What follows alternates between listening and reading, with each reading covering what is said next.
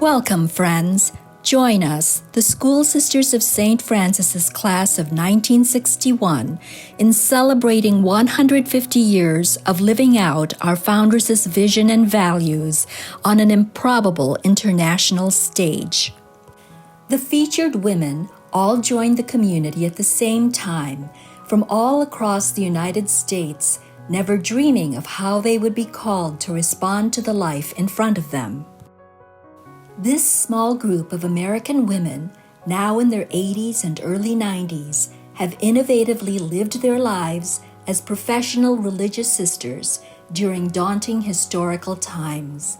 They were born into the new society formed after the military returned from World War II. They entered the convent just before the momentous changes ushered in by Vatican II in the Roman Catholic Church and the social shifts the United States experienced in the 1960s. They entered semi-retirement just after the end of the 20th century. In 6 engaging episodes, we dive into their congregation's rich history, from humble beginnings to its growth, triumphs, challenges, and enduring contribution to education, social services, fine arts, and spirituality. Each session invites you to join in hearing the stories of contemporary religious women, sharing the best of their life in ministry while proclaiming "We're still here" as they share personal reflections. Welcome to this journey of celebration. These women bore witness to our founders' values through their life ministry. In this episode, Sister Donna Cerrone, Sister Carole Cierniak, Sister Janet Nyrider, Sister Marianne Kuhn, and Sister Joanne Thomas reflect on the congregation's value of providing quality education to the students to whom they minister.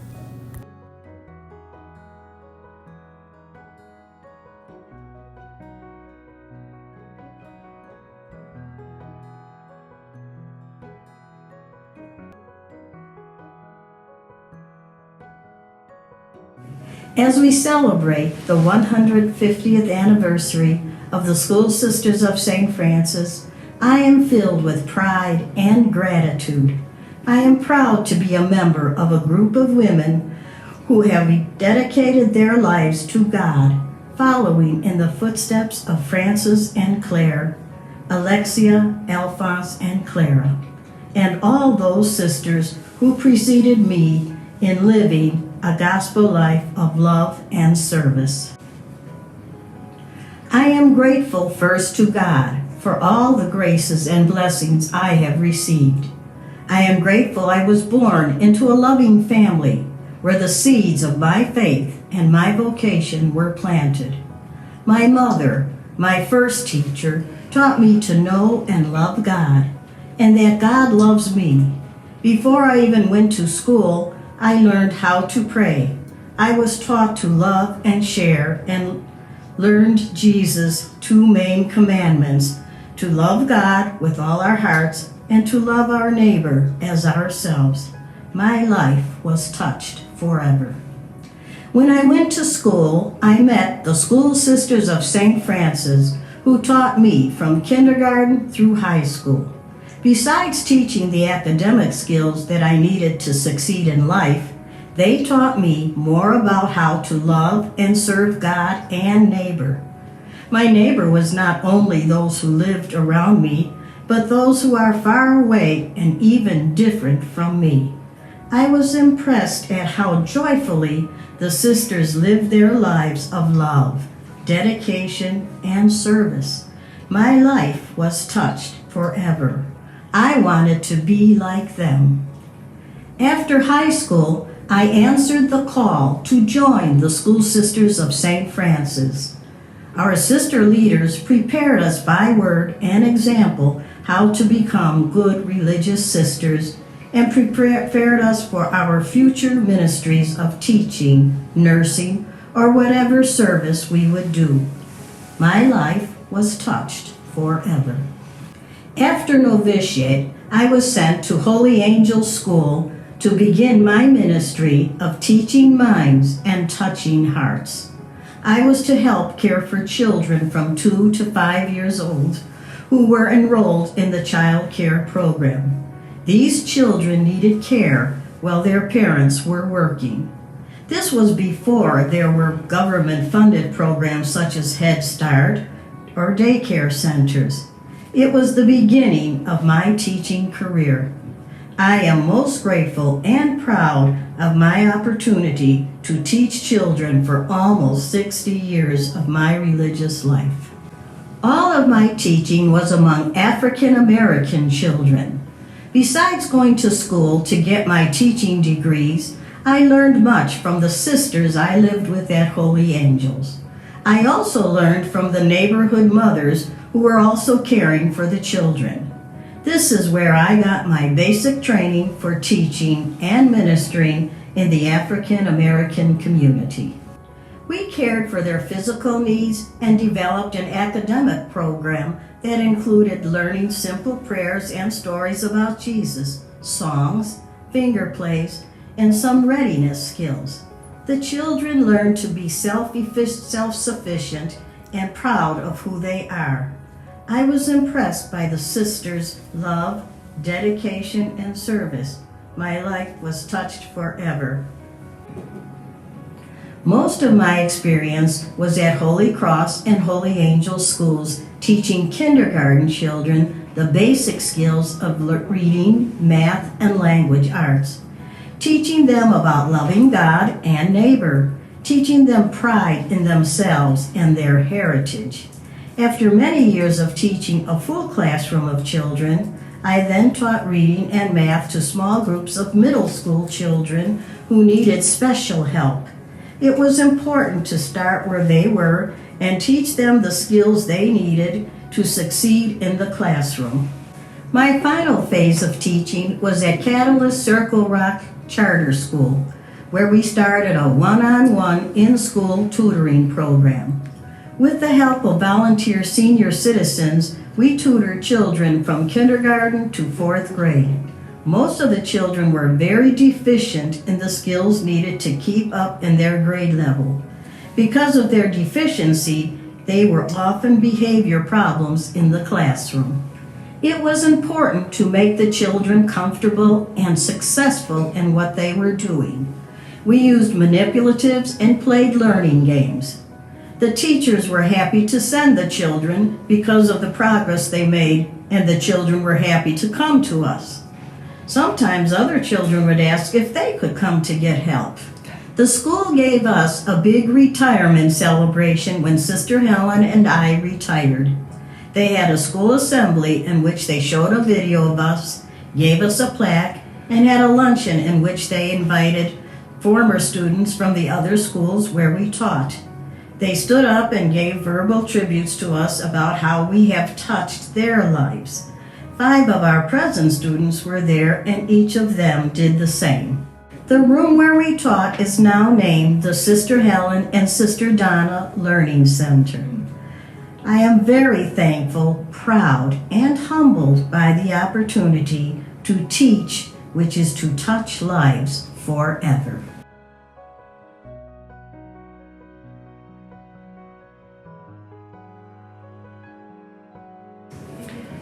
I am a little uncomfortable to try to speak on this topic of the great celebration of the 150th anniversary of the School Sisters of St. Francis. We have the examples of those who could speak eloquently of our labors and our charism as a community. These women include Mother Alexia, Mother Alphonse, Sister Clara, Mother Stanislaus, Mother Corona, Mother Clemens, and Sister Frances Borgia, to name just a few. Indeed, we are standing on the shoulders of giants, with each of us adding, hopefully, a grain of sand to the vast ocean of their goodness and holiness. My years of formation greatly cemented my desires to be a Franciscan religious, a Franciscan teaching religious. All the changes in the 1960s made each of us reconsider our earlier decisions. Almost everything changed. Dress, living accommodations, use of cars, new missions of work, to name just a few. Many of the class of '61 reviewed the changes and decided prayerfully that they could better serve the Lord as a layperson rather than as a sister. Those of us who remained in the community bravely broadened into various works, lived in a variety of places, reached out to sanctify new dimensions of our order, and that included even greater emphases on the world of the poor and a world very much in need of social justice. I never moved from the calling of being a teacher. I was grounded and am still grounded in the belief that teaching is among the greatest calling. Scripture says, "Those who instruct others unto justice shall shine like the stars for all eternity." To help parents form their children into happy, successful, holy adults is among the greatest responsibilities that God has given us. I tread the boards as a teacher for 28 years, and then as a principal for 20 years. Together with an outstanding set of teachers, we claimed the title of the largest Catholic grade school in the Archdiocese of Chicago. Had one of us get an award as one of the best teachers in the United States by USA Today, and a seat on the McDonald Scholarship Committee to judge seniors hoping to win a 4-year scholarship to the college of their choice. Now, lest you think that I had no other life other than teaching, no one could love fun more than me. I love Trivial Pursuit, reading, music, Japanese logic puzzles, card playing, and tours of Civil War battle sites, gathering with my classmates, and traveling around the country. But my first love was teaching, and it still is. St. Thomas More said it best in A Man for All Seasons. He was asked by a young man named Richard to give him a prestigious job. He wanted to do great things. Thomas said, "Richard, be a teacher. You'd make a great teacher." Richard replied rather cynically, "But who would know it?" Thomas's response was, "You, your students, your friends, God. Not a bad public, they." God bless our foundresses, all the sisters that came before us, and all the 100+ of us in the original class of 1961. May we continue to be a light of the world.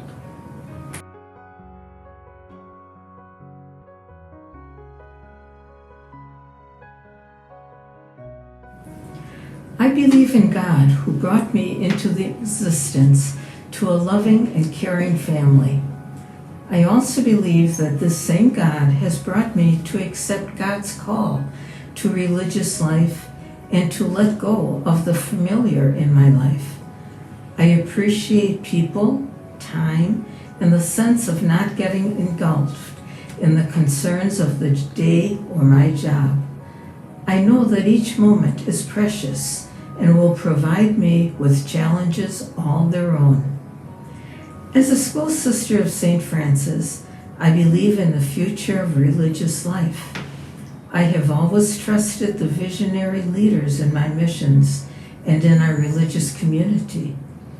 I am grateful to be among the religious women and men who carry out the work of bringing a sense of faith, care, and concern for others in the world. Education has always been my top priority, and that is why I believe in youth who are the future of tomorrow's world. As an educator, I see my responsibility to provide students with the opportunities to develop themselves spiritually, intellectually, socially, morally, psychologically, and physically. I am to be the catalyst who provides the stimulus, personnel, and environment for learning and development to take place. I believe that every child can learn, when given the opportunities to succeed at their appropriate level. I see in young people the church of tomorrow, the leaders in society, and inventors of the future. I support allowing them the freedom to shape the future with directed guidance from their teachers and parents. As an educator, I have initiated programs in individualized education and shared this concept with other teachers and partners, both locally and nationally. As an administrator, I have encouraged staff to develop programs and to try all modes of learning to meet the needs of all children. I believe that modeling is the best teacher. I know that children who are academically or physically challenged have the same rights to be educated as the so-called normal child, and that they will go through all means to accomplish it. I trust in a God who is there to guide me in my work as I speak to a grieving parent, hug a child who is sad, bury a pupil, try to compromise in serious, uncompromising situations, settle an argument, visit with the elderly, attend myriads of meetings, encourage a staff member to be present to the moment. I trust that God will provide me with the appropriate values needed for each situation. I believe that my life speaks to others, not in the words that I say, but by the way I live and respond to the people and my surroundings. My life speaks to others in a silent smile, a gentle nudge, a listening ear, a soft footstep, or a quiet presence. After my ministry in formal education, I discerned other calls that would lead me to work with Catholic Charities and in internal ministry with the School Sisters of St. Francis. Through my work with Catholic Charities, I have listened to and been with people in their times of seeking help and needing understanding and encouragement. Through Catholic Charities and also through my ministry with the School Sisters, I have manifested a gentle listening and being with those who are seeking times of both prayer and presence. As I near the end of my active ministry years and move into retirement, I still seek out ways that I can touch others, whether it be through tutoring programs, reading to children or seniors, giving tours of our beautiful chapel to others, preparing printed materials for food pantries, and designing database materials for the chapel ministry program. God is my life, just like the gentle breeze that is always there to warm the summer day or the steady rain to cool that same day. God is the ever-present being who overshadows me with life, just as the snow blankets the earth. The love of God encourages me forward with each day. Through my lifetime, my vision has broadened and my values have strengthened. I pray that I will continue to live up to the challenges that greet me.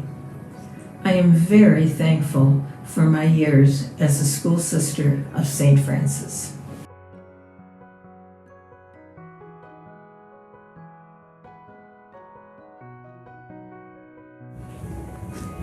In the beginning of my ministry, I was a teacher and a parish organist.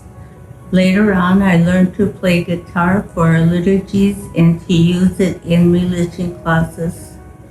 In the 1970s, I had a principal who encouraged us to take workshops in learning disabilities. A whole new world opened up for me. I understood why I had problems learning. Now I also had a way to reach students who struggled in their learning. Our foundresses believed that nothing is impossible if one had a trust in God. I believe that every child could learn if I could understand the learning style of each student. I learned how to adapt my teaching to fit the needs of the students. The following is a true story of one of my students. I was a primary teacher in a parish school located in a small Nebraska town. One year, I received a child in first grade who I was told was severely delayed in learning. She did not talk, but only made sounds that made no sense during her kindergarten year in the public school. I decided I would treat her just like the other first graders. I called her to come up for reading class like the other students. I explained that we would be learning how to read. She received the book like all of the children. As the days went by, she began to talk and could read like her classmates. One day, the speech therapist from the public school came to see how she was getting along in our school. She was very surprised and doubted that the child could actually read. So I had her bring her reader and she read a page. The therapist doubted that she was reading and quizzed her by choosing random words in the list of vocabulary words in the book. The child read every one. The therapist left. The little girl was still behind, so I did tutor her after school for 2 days a week. A few times she would start with her sounds and I would say, "Are you teasing me?" Then she would laugh and go right back to normal speech. Later, I learned from a friend that this student was from a single-parent home and was often left alone.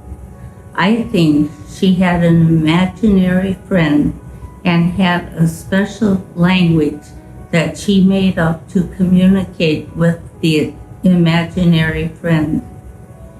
Years later, I was told by my friend that the girl was in college studying for a CPA degree.